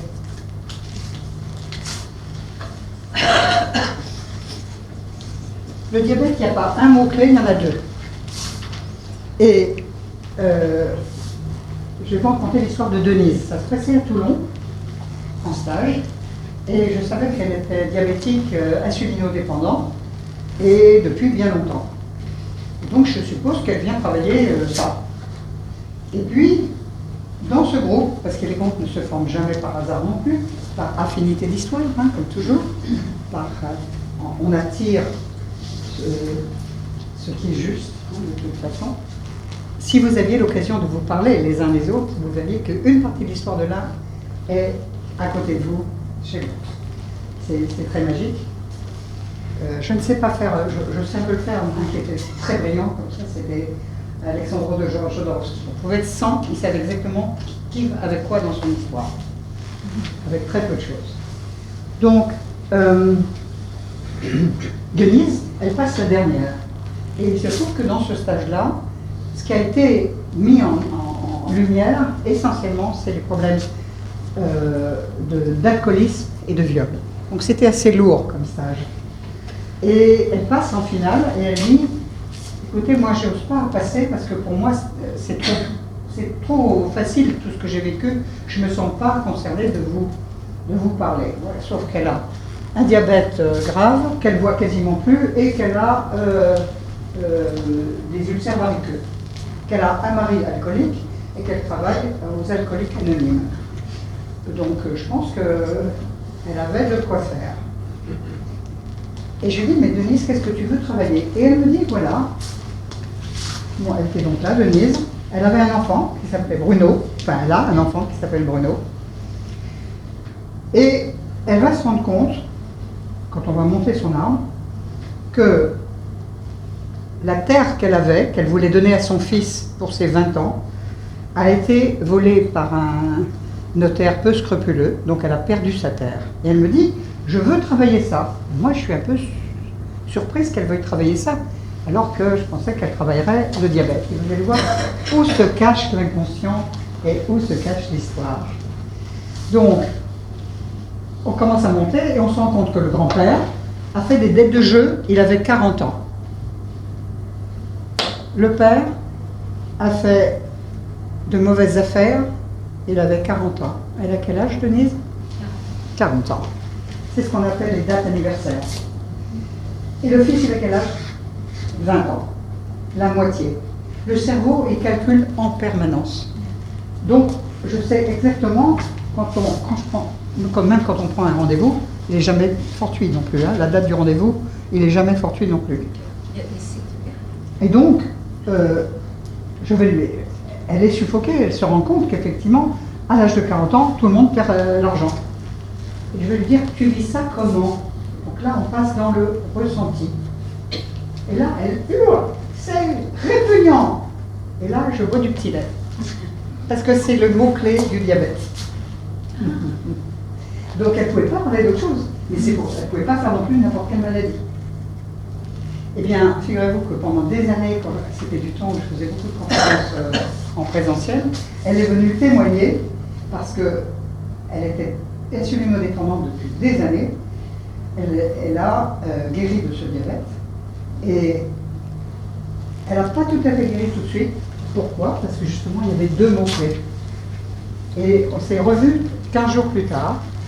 Et là, on regarde son arme. Et elle avait déjà bien chuté, comment dirais-je, son taux de glycémie. Voilà.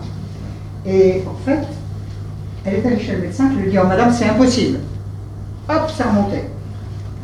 Alors, je ne suis pas en train de faire loin de moi, il faut la médecine, évidemment c'est très très important, et surtout, même si on fait du décodage, surtout, on n'arrête jamais ce qu'on est en train de faire avec la médecine conventionnelle, bien sûr, mais surtout, on laisse entrer, mais on laisse sortir aussi. On fait ce qu'il y a à faire sur un plan médical, mais c'est une croyance totalement différente. Eh bien, mon professeur, qui s'appelait Claude Sabat, qui a fait un gros travail sur, qui a repris les travaux de Hammer, disait on meurt plus du diagnostic que de la maladie elle-même. Je lui laisse l'entière responsabilité de ses actes, de ses mots, mais c'est une réalité, quelque part. Et donc, on regarde et on voit que ici, elle avait un jeune garçon, un oncle, qui était aviateur pendant la guerre et qui a été descendu en avion et qui est mort 20 ans. 20 ans, l'âge de Bruno, son fils. Quand on a retrouvé cette information, elle est tellement estomaquée, donc on a fait le nettoyage et la guérison de ça. D'accord ? Et en plus, elle avait les dates de ce garçon. Et en plus, il s'appelait Denis, et elle s'appelle Denise. Donc, elle est bien dans la filiation exacte.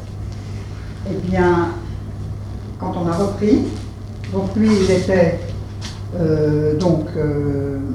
militaire pendant la guerre, eh bien, il était aussi dans la résistance. Et le deuxième mot-clé du diabète, c'est la résistance.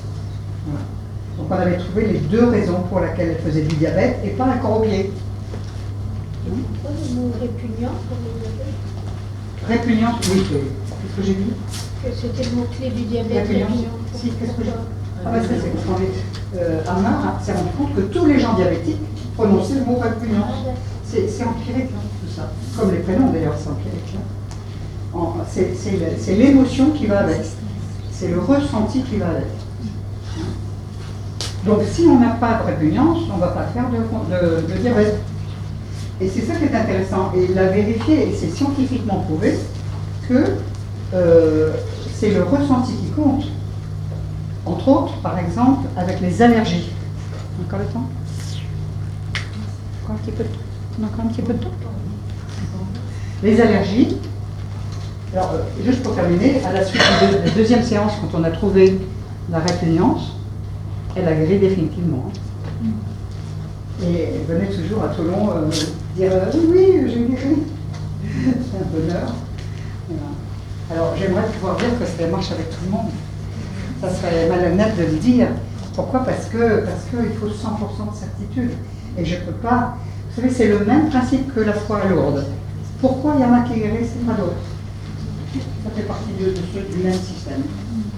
On n'a pas 100% de certitude. Alors, j'arrête une question, je Oui. vous interromps.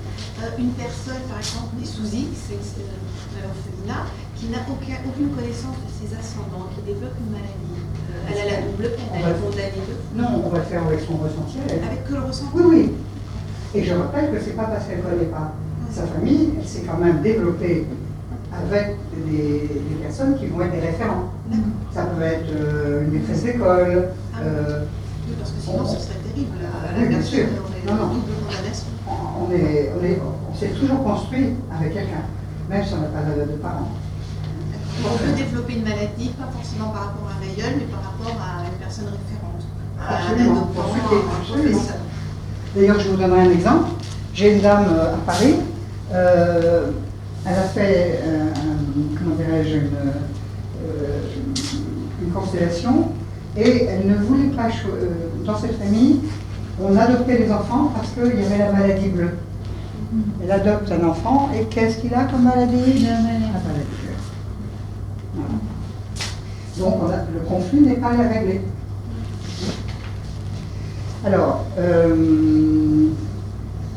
donc diabète, eczéma, qu'est-ce que je pourrais vous raconter d'autre? Ça c'est une autre petite histoire, mais elle est assez jolie. C'est encore dans les allergies, parce que je pense qu'il y a beaucoup de gens qui ont des allergies. Aujourd'hui c'est compliqué. Le gluten, pas le gluten, il faut manger ci, il ne faut pas manger ça, c'est compliqué. Et bien, il y a une autre manière de le voir. Je vais vous raconter l'histoire d'un monsieur. Je fais un petit temps parce que j'ai deux histoires qui se chevauchent et je ne vais pas vous raconter de travers.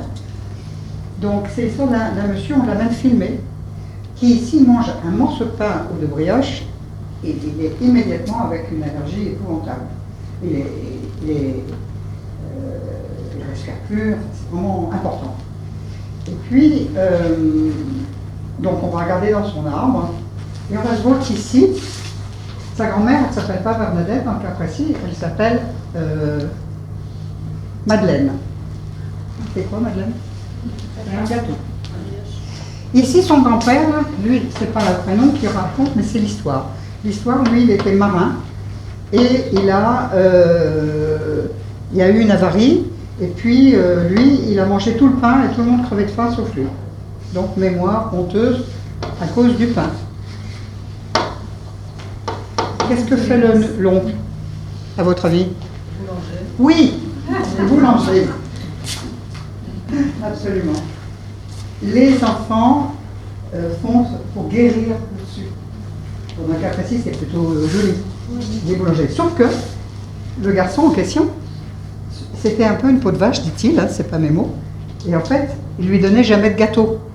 Donc, il a une allergie au gâteau. En fait, on n'a pas une allergie à quelque chose, mais à quelqu'un. Quand il a apaisé, il l'avait dans le nez.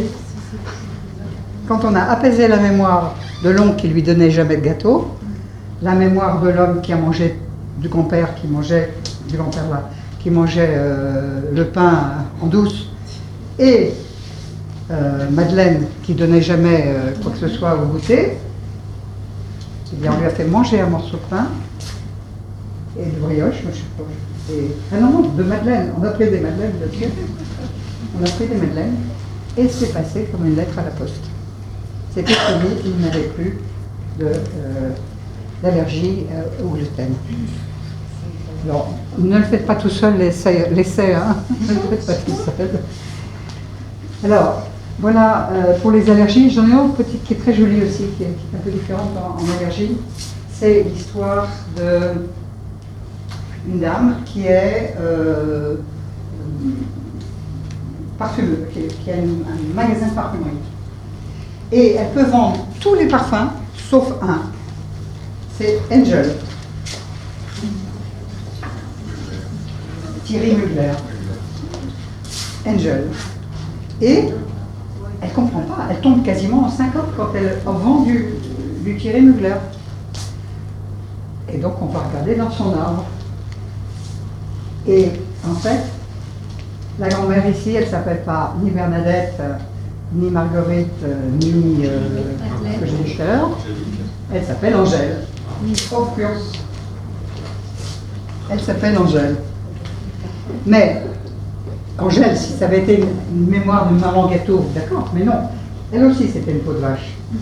Et elle, la mémoire de cette femme, qui était une femme adulte, hein, elle avait plus de 50 ans, c'était que sa grand-mère ne lui permettait pas d'aller goûter avec ses petits copains quand elle avait 5 ans. Où va se cacher, hein? On est tous des petits-enfants avec une blessure de bébé, hein, d'enfant. Et en fait, si vous regardez bien de quoi est fait Angel, chocolat et vanille. Ah oui, une partie. C'est excellent. Voilà. Tout y est, il y a le goûter du bébé dedans, allergique. Quand on a fait juste. Pardon?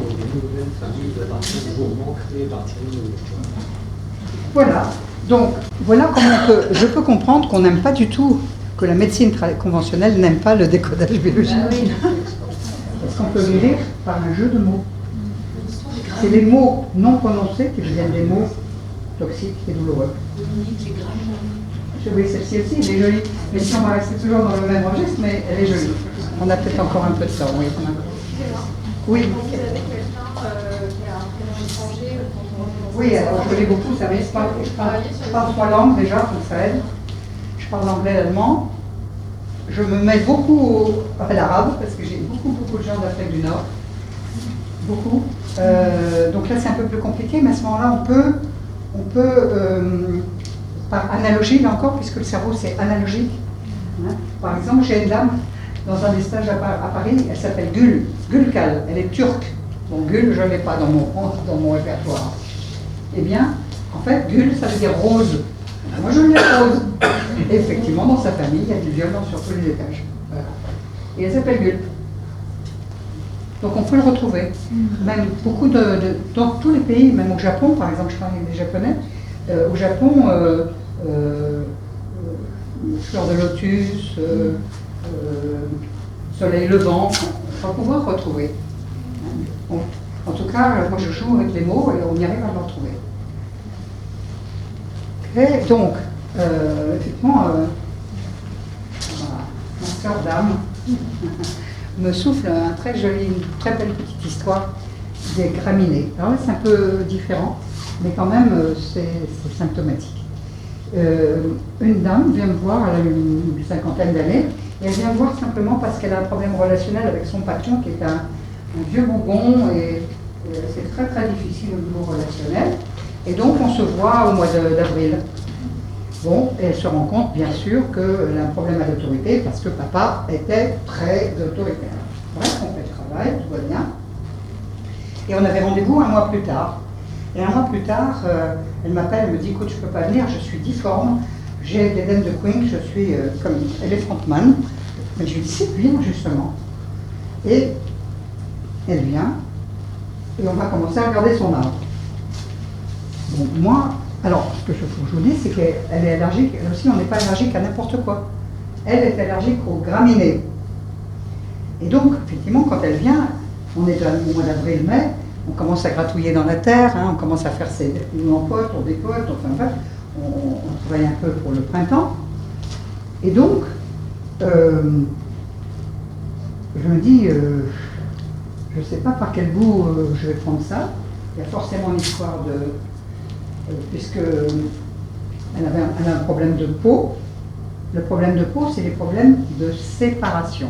D'accord ? Tous les problèmes de peau, c'est la séparation. Et tout d'un coup, c'est quand je ne sais plus, je demande, j'appelle là-haut, hein, je fais, s'il vous plaît, mes guides, aidez-moi un petit peu. Et j'entends chat. Alors je lui dis, est-ce que tu as eu un chat dans ta vie ? Elle fait, non. J'aime bien quand on me dit, oh non. En fait, elle l'avait complètement obturé. Il faut savoir, j'ai oublié de vous le dire, et ça sert à ça la thérapie, c'est que, en fait, au début, on a un traumatisme, mais comme c'est trop douloureux, on l'enfouit dans l'inconscient. Puis la vie continue. Deuxième traumatisme, jamais, toujours dans un cycle mémorisé. Hop, mais là, on arrive encore à le régler. Là, peut-être encore on y arrive, sauf que là, on ne peut plus.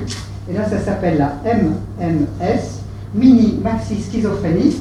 Et il faut quelqu'un pour nous faire sortir ce qu'on avait bien mis au fond de sa poche avec un mouchoir par-dessus. Donc, Ça s'appelle la minimatie schizophrénie. Pour les personnes qui ont déjà travaillé sur elle, vous avez peut-être repéré que toutes les personnes voient, sauf la personne concernée, les 3/4 du temps. Parce que c'est pas possible de le voir d'emblée. Mais ce n'est que quand on pousse dans l'émotion que ça peut ressortir. Et là, tout d'un coup, elle se met à pleurer, à sangloter. Elle me dit, mais oui, bien sûr que j'ai eu un chat. Je dis, ben, raconte. Ben voilà l'histoire. Nous étions au mois d'avril-mai. Tiens donc, on est quand là? Avril-mai. Je vous ai dit, le cerveau il fonctionne dans les dates, dans les âges et dans les saisons aussi, les mois, toujours d'une certaine manière. Et elle me dit, nous étions avec mes parents au camping et il y avait des calanques, c'était très beau. Puis tout d'un coup, mon père a dû rentrer précipitamment. On a plié la tente, on a dû partir, on a appelé le chat, pas de chat, pas de chat, pas de chat. Et donc, son chat qu'elle adorait, son amour, parce que c'est un animal, c'est vraiment son confident, voilà, ils ont dû le laisser sur le terrain et ils sont partis. Donc elle avait enfoui cette peine. Et donc, là je me dis, d'accord, qu'est-ce que je vais faire avec ça? Et tout d'un coup, je vais lui dire, comment il s'appelait ce chat? Minet. Il était gras ou maigre? Minet. Gras Minet. Gras Minet. Elle n'est pas allergique au foin. Elle est allergique au gras Minet. Voilà. Voilà comment ça marche le décodage. Eh bien, ça a été fort. Après avoir apaisé cette mémoire, d'avoir abandonné et d'avoir été séparée de son amour de chat, elle n'a plus jamais eu de problème avec les graminées au mois d'avril, parce que ça lui arrivait surtout quand elle avait une maison, quand elle nettoyait les restants, etc.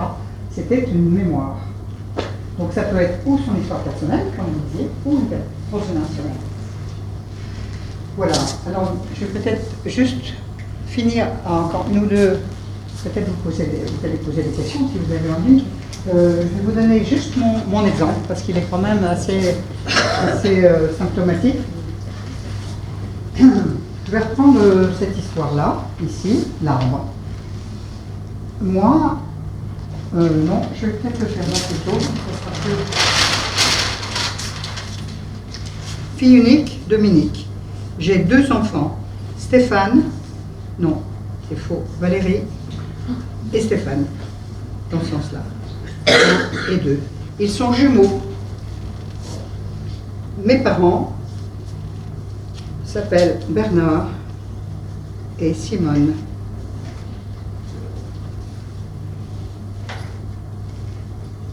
Mes grands-parents maternels s'appellent René et Marguerite.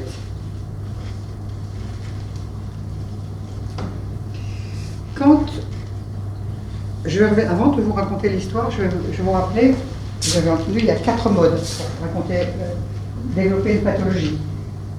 De la masse, des cancers, du creux, des ulcères, le blocage, c'est donc sclérose en plaques, CEP, fibromyalgie, toutes les maladies rhumatoïdes, et le 4e étant les tremblements essentiels. Donc moi, je commence à développer cette pathologie invalidante. J'ai oublié que normalement il en fait une petite place de plus. Mon fils a une fille qui s'appelle Sacha. Et elle est importante dans l'histoire. Vous allez voir comment fonctionne un système. Quand ma petite fille a 3 ans, je développe la pathologie invalidante. Et donc, comme je vous disais, mes parents étaient décédés, mes grands-parents jamais connus. J'avais une tante qui était décédée, blanche. Voilà. Voilà. Ma mère, pas de frère et sœur, fille unique aussi. Voilà. Ce qu'il faut savoir, c'est qu'en décodage biologique, là aussi, il y a une grille de lecture donc, pour chaque chose. Et pour le blocage, l'idée, le conflit inhérent, c'est une chute. Que ça soit une chute réelle ou virtuelle. Alors ça peut être soit une chute d'Anna, par exemple. Hein. J'ai eu combien de fois une histoire d'une grand-mère qui se trompe de porte, qui tombe dans l'escalier et se tue dans la cave, par exemple. Donc, ce que je sais ici, c'est que mes grands-parents sont chanteurs d'opéra à Paris et qu'ils vont descendre à Nice. Je suis obligée de parler de toi. Vont descendre à Nice pour être chanteurs d'opéra à Nice et Monaco. À l'époque, ma grand-mère était enceinte et elle va accoucher à côté de Nice, à Beau-Soleil. Bon. Comme ce sont des saltimbanques qui remontent à Paris et ils laissent leur fille chez une nourrice. Les nourrices, c'est très important. Parrain, marraine, nourrice, très important aussi. Ça fait partie du système. Et ce que je sais de l'histoire de ma mère, Simone, c'est que lorsqu'elle va remonter de chez la nourrice, donc sa mère, elle avait comme une première mère la nourrice, que je vais appeler Lucie parce qu'entre-temps que je le sais, je ne le savais pas. Lucie, elle remonte à Paris et Marguerite abandonne, elle part, elle quitte le foyer, elle ne revoit jamais Simone. Simone ne revoit jamais sa fille, sa mère. Bon. Ce que je sais aussi, c'est que mon grand-père était un très bel homme, mais il avait un petit défaut, c'est que c'était il aimait les femmes, soyons clairs, il aimait bien les femmes. Comme disait Sacha Guitry, il était contre tout contre. Et donc, il descend subrepticement à Nice pour voir sa fille. Et tout d'un coup, il voit la nourrice de 20 ans qui est mignonne à craquer. Et malheureusement, et je demande pardon, ça fait maintenant 15 ans que je demande pardon à mon grand-père, il va avoir un comportement inadéquat, c'est le moins qu'on puisse dire, avec Lucie. C'est-à-dire qu'il va la violer. Et du viol, il va y avoir un autre enfant. Entre-temps, chez son nom. L'enfant de la famille va mourir, noyé, et Catherine va remonter à la place de Simone. Comprenez maintenant que ce que je croyais, que Marguerite était une vilaine, c'était la vilaine dans l'histoire, non. En fait, ce n'était pas sa fille. Elle a bien reconnu que ce n'était pas sa fille. Mais ça, personne ne le savait, secret. Mais ce qui est incroyable, c'est que quand je vais apprendre qui est ma vraie grand-mère, qui est donc la nourrice, elle s'appelle Lucie, mémoire de viol. Marguerite, mémoire de viol. C'est dans le système. Vous voyez, c'est toujours dans le même système. Eh bien, je vais vous raconter maintenant ce qui va se passer. Ma mère donc est remontée quand elle avait 3 ans, c'est-à-dire l'âge qu'avait Sacha quand démarre ma pathologie. Okay. Vous me suivez parce que c'est un peu complexe, hein? C'est bon? Et là où je vais penser que c'est juste, que je vais trouver, quand je vais comprendre donc que l'histoire n'est pas du tout celle qu'on m'a racontée, on m'a raconté que grand-père était un type merveilleux, très beau, très drôle, parfait, oui, très bien, mais aussi violeur quand même. Et Marguerite, elle est partie. Et tenez-vous bien, elle est partie sur le Titanic. Elle s'est noyée. Et tenez-vous bien, la personne qui va faire la constellation familiale, Paola del Castillo, sa grand-mère, est morte sur le Titanic. C'est pas par hasard non plus. Donc la seule personne qui me fait raconter l'histoire, mon histoire, elle a la même. C'est toujours comme ça. Et donc, l'idée, vous voyez bien que le déplacement de haut en bas, une chute, hein, on ne chute pas de bas en haut. Là, la gravité, c'est toujours de haut en bas. De haut en bas. De haut en bas. Il y a bien eu un drame dans un déplacement de haut en bas. Donc moi, je ne fais pas de l'eczéma ou je ne sais quoi. Je fais une maladie invalidante. Et maintenant, je vais vous montrer, c'est un petit peu plus cabreux, mais je vais quand même vous le montrer. La maladie, elle s'installe dans un représenté, je vous ai dit au début. Et moi, ma manière de marcher à l'époque, c'était comme ça. Je ne pouvais absolument plus ouvrir les genoux. Je vous ai dit que la maladie était la solution parfaite du cerveau. Je raconte l'histoire de ma grand-mère. Qu'est-ce qui lui est arrivé? Violée. On peut violer une femme si elle n'est pas... Voilà. Quand j'ai compris ça, je suis tellement rentrée en émotion pour cette petite Lucie qui non seulement a donné en plus elle a donné sa fille. Elle n'a jamais vu sa fille, non, elle se fait violer, mais elle donne notre fille.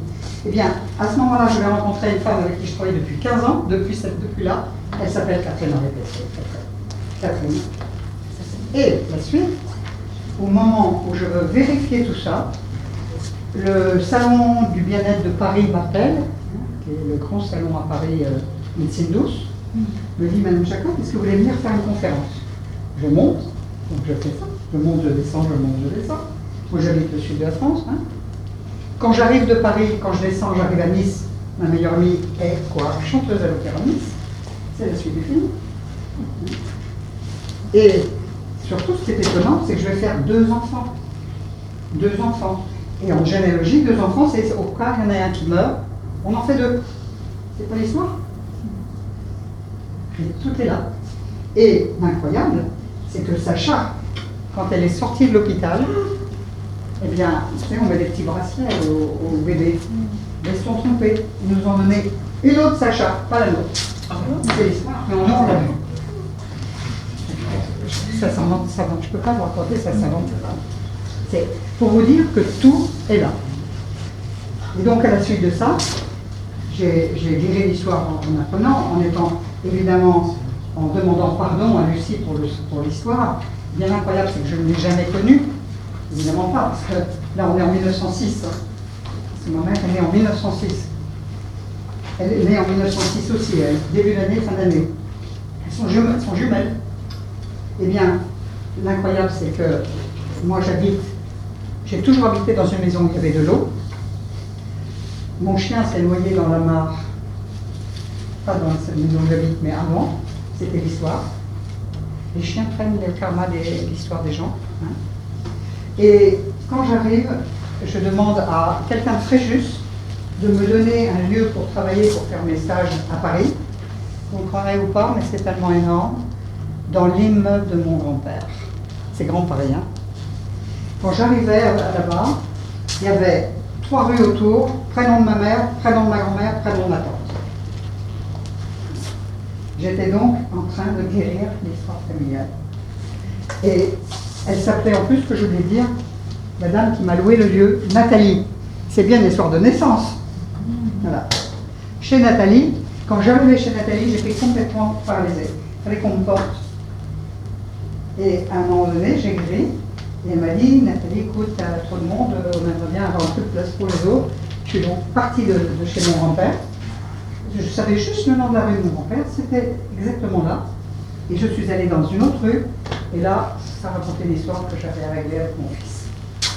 Voilà. Donc, quand on a toutes les informations possibles. Alors, maintenant, je pense que je vais vous donner la parole. J'ai beaucoup parlé. Beaucoup parlé. Ce que je voudrais vous dire, peut-être, avant de je vais vous donner la parole, et comme ça, on va juste terminer. J'espère que j'étais un petit peu contagieuse, puisqu'on parle de maladie. J'espère que vous aurez envie de faire un petit parcours. Donc, je vais juste vous dire que je me suis permis de venir mettre sur ici mon site, si vous avez envie. Il y a plein de conférences dessus aussi, où c'est évidemment plus poussé. Donc si vous voulez, vous pouvez aller écouter sur mon YouTube d'autres conférences et d'autres histoires. Sachez que maintenant je prends de moins en moins, pratiquement plus de rendez-vous individuels, parce que j'ai quand même, c'est-à-dire 77 ans, donc quand même un petit peu le pied. Mais je fais des stages par contre, et j'en ai de 4 sortes en fait. Pour tous les goûts, si je puis dire. J'ai un stage qui est d'un week-end qui s'appelle Voyage, qui est sur 3 jours. 3 jours. J'en ai un autre qui est sur 1 année, où là on fait tout le travail qu'on vient de voir là. Hein. C'est tous les 2 mois, c'est tranquille, on se voit tous les 2 mois. Et ça c'est le week-end, samedi, dimanche. Ensuite j'en ai un qui est un bébé, un nouveau bébé, qui est lui par contre où j'ai regroupé absolument tout ce que je faisais. Celui-ci ça s'appelle de la chrysalide à l'envol. Et là par contre c'est sur 2 ans. Et là c'est absolument tout ce que je sais faire. C'est bien psychogénéalogie, décodage biologique, constellation familiale, énergétique, rebirth, régression mémorielle, chamanisme, enfin plein de choses. Voilà. Là, il y a absolument tout. Ça, c'est sur 2 ans et c'est tous les 3 mois. Ce qui fait que ça peut être aussi financièrement, je ne fais payer personne la totalité des stages. On paye qu'à chaque session, ce qui fait que c'est pas trop lourd. Voilà. Le chèque, je ne le remets que par session. Donc c'est déjà pas moins lourd si on a envie de s'investir sur 1 an ou sur 2 ans. Et on peut aussi faire un week-end simplement. Et il y a aussi des week-ends d'initiation. Si ça vous tente, vous pouvez faire cela aussi. Je pense que je vous ai tout dit, non pas tout à fait. Ben oui, j'en ai pas beaucoup parlé, merci. Donc le dernier moyen quand on n'a pas du tout d'informations, c'est les constellations familiales. Donc comme je vous disais, c'est les constellations familiales que j'ai appris mon secret de famille. Donc, vous vous rendez compte que j'avais déjà 65 ans quand j'apprends que je ne suis pas dans ma lignée. Mais en fait, ça ne m'a pas été né outre mesure. Ça faisait 40 ans que je disais à maman, dites-moi que je ne suis pas votre fille. Je sentais bien qu'il y avait quelque chose. Mais en fait, c'était elle. Et elle ne l'a jamais appris. Par contre, moi, j'ai eu cette transmission inconsciente. Hein? Et donc, les constellations, c'est absolument magique, on peut le dire. Hein? Ça, c'est M. Bertlinger, qui a mis, j'ai fait l'élève il y a 40 ans. Et donc, c'est du théâtre. Parce que la vie est un grand théâtre, en fait. Hein? Nous sommes tous on a tous un rôle à jouer. L'idée, c'est d'avoir un rôle sympa, mais de moins en moins douloureux. Et on peut choisir des pièces de théâtre sympas, et même plus que sympas, heureuses. Donc, comment ça va marcher? On va, là, ça ne se passe pas du tout dans le mental comme ici, c'est uniquement dans l'inconscient, et c'est uniquement énergétique, et comment dirais-je, c'est, on va être simplement, le mot-clé, c'est le ressenti, que le ressenti. Et ce qui est étonnant, ça fait 40 ans que je pratique, je n'ai jamais vu une seule fois que la question posée n'ait pas été répondue. Et ce qui est intéressant, c'est que la personne qui va consteller, qui va monter son arbre dans l'espace, parce que on porte tous son histoire dans le cœur. L'idée, c'est de mettre à l'extérieur, c'est d'extérioriser son arbre, et du coup, on devient, on n'est plus le sujet, on n'est plus l'objet, on est extérieur. Et ça permet de voir les relations, les manipulations, ce qui n'est pas dit, ce qui n'aurait pas été dit, etc. Et donc moi, je vais juste accompagner les gens pour que dans le relationnel, il y ait quelque chose qui se transforme. Vous savez bien, on a tous quelque chose dans le cœur, où on aurait aimé dire à quelqu'un, où on aurait aimé entendre quelque chose, et ça ne s'est jamais fait. Et l'idée, ce théâtre-là, il sert à exprimer ses désirs, exprimer ses blessures, pour pouvoir faire le pardon. Eh bien, en 40 ans, donc, je n'ai jamais vu que les personnes qui jouent les rôles ne répondent pas à la question qu'ils ne connaissent même pas. Ça s'appelle l'inconscient collectif, familial, mais collectif tout court. Voilà. Donc ça, si vous n'avez pas envie de vous investir dans un grand projet de travail, les constellations, c'est magique. Et en plus de ça, c'est extrêmement rapide. Et moi, c'est dans une constellation que j'ai appris ça. J'ai été tirée au sort 2 fois, et 2 fois, on m'a raconté la même histoire avec des personnes différentes. Il faudrait être aveugle ou sourd pour ne pas l'accepter. Pardon, une question juste ça se passe sur une journée, il y a combien de personnes? Sur 2 jours.